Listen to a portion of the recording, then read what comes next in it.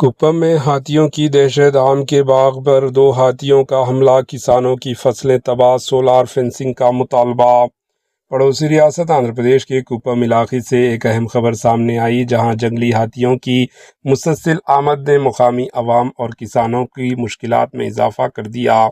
تفصیلات کے مطابق رام کپم منڈل کے چنا گیریگا پلی گاؤں کے قریب ایک آم کے باغ پر 2 ہاتھیوں نے حملہ کر دیا۔ ہاتھیوں کی موجودگی سے علاقے میں خوف و ہراس کا ماحول پیدا ہو گیا اور مقامی لوگ گھروں سے باہر نکلنے میں احتیاط برت رہے ہیں۔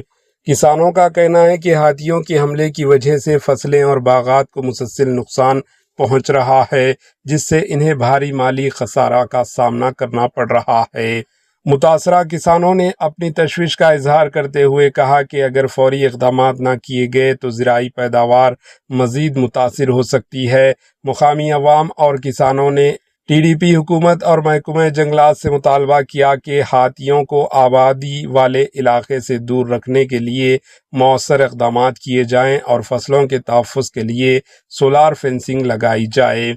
علاقے کے لوگ امید کر رہے ہیں کہ متعلقہ حکام جلد از جلد کارروائی کرتے ہوئے ان کی جان و مال اور فصلوں کی تحفظ کو یقینی بنائیں گے۔ Bureau report AHN news.